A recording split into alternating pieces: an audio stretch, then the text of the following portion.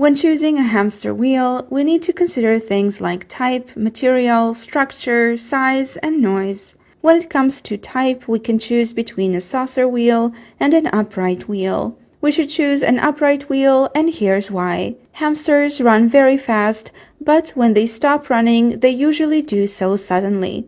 Even though the hamster stops, the wheel doesn't. It continues spinning. With upright wheels, this is not a problem. But with saucer wheels, the hamster sometimes flies off. This is dangerous because the hamster can have a bad fall or slam into something hard or sharp and injure themselves.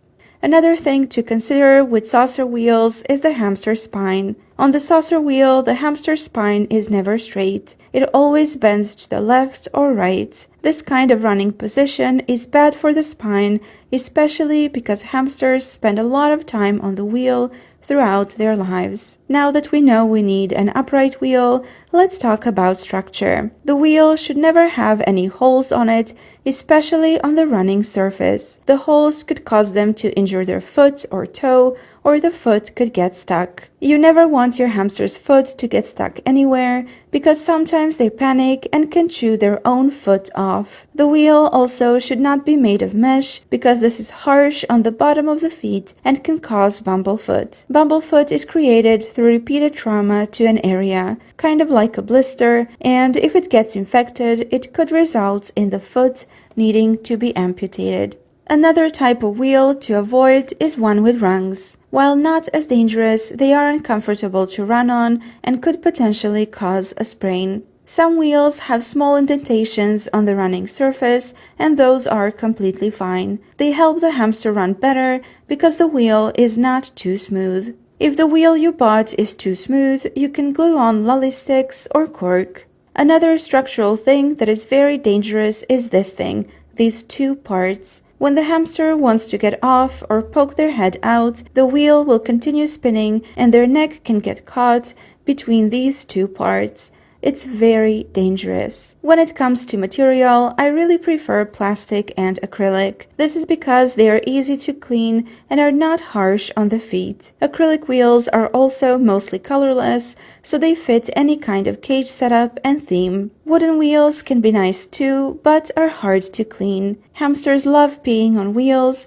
and the wood will absorb the pee and you'll get a stinky mess. You can use a hamster-safe varnish or cork to improve the situation a bit, but if your hamster likes peeing on it a lot, it might not last for a long time. When it comes to wood and hamsters' feet, usually it is gentle on the feet. However, I have seen a few cases online where some wheels cause the feet to bleed, so it makes me a bit distrustful.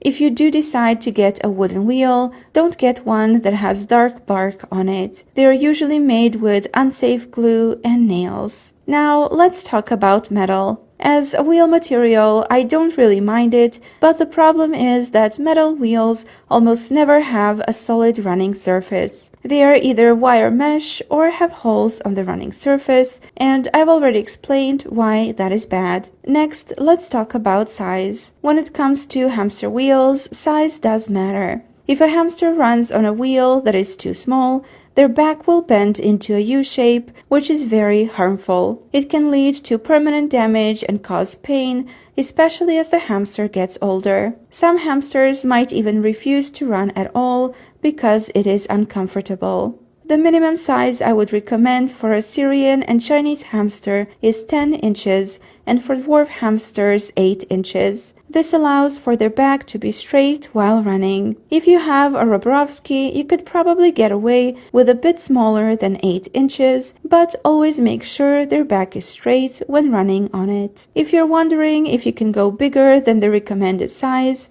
yes, you can. You can go as big as your hamster can spin. If the wheel is made from a light material, you can get to quite a large size before your hamster is unable to spin it. Lastly, let's talk about noise. Since hamsters mostly run at night, it can get a bit noisy, especially for light sleepers. Most wheels will make some noise, but there are wheels that are promoted as more quiet, such as Silent Spinner and Silent Runner. Most often they are quiet, so if you buy one and it makes noise, there's probably something wrong with it, so you should ask for a replacement. replacement. From what I've heard, Night Angel wheels are silent as well. They are a newer generation of wheels, so it makes sense. I have very basic Trixie wheels, and although they are not silent, they are not too noisy. Sometimes wheels become noisy after a while, and there are two main reasons. One is that the wheel bearing starts squeaking